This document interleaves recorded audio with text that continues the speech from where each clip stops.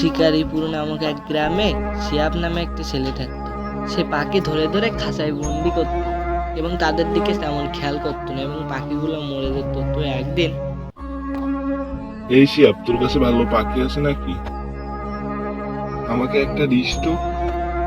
তার দিবানে টাকা লাগবে কিন্তু। তুই পাখি আনিস, তারপর দেখবানে। এবং ছেলেটি তাকে একটি পাখি এনে দেয় এবং বাড়ি গিয়ে সে মাকে ডাকে এবং বলে, মা, ও মা, বাইরে এসো।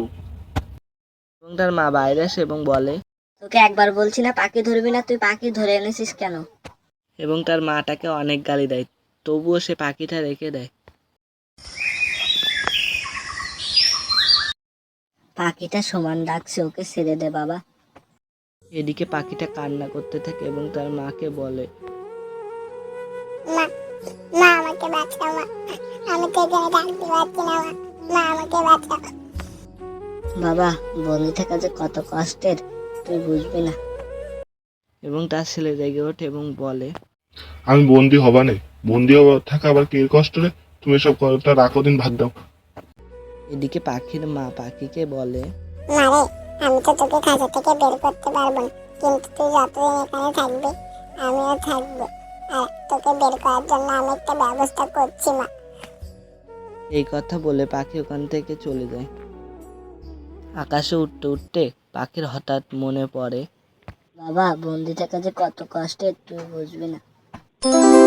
এই তো পেয়ে গেছি আমার মেয়েকে সারানোর ব্যবস্থা, তোকে বন্দি করতেই হবে।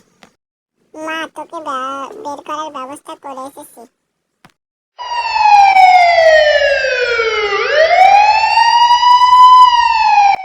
মা, পুলিশের গাড়ি আসছে, তুমি তো জিনিয়াস মা। মা, এসব করলে কি করে তুমি? এবং পাখিটি সবকিছু খুলে বলে। কি সুন্দর গহনা, গহনাটা রেখে আমি গোসল করে আসি।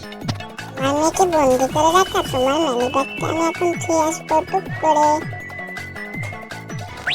গহনাটা তোমার বাড়ি দিলাম টুক করে, পুলিশ এসে ধরবে তোমায় হুক করে।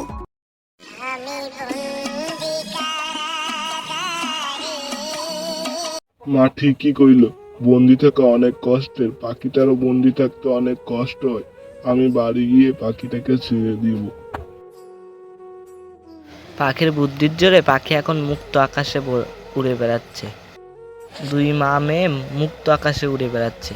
তোমরা মনে রাখবে, কারণ বন্দি থাকা অনেক কষ্টের, তোমরা কখনো পাখিকে বন্দি করবে না। বন্ধুরা, এমন এমন মজার সব ভিডিও পেতে টিটি বাংলা চ্যানেলটিকে সাবস্ক্রাইব করে রাখো।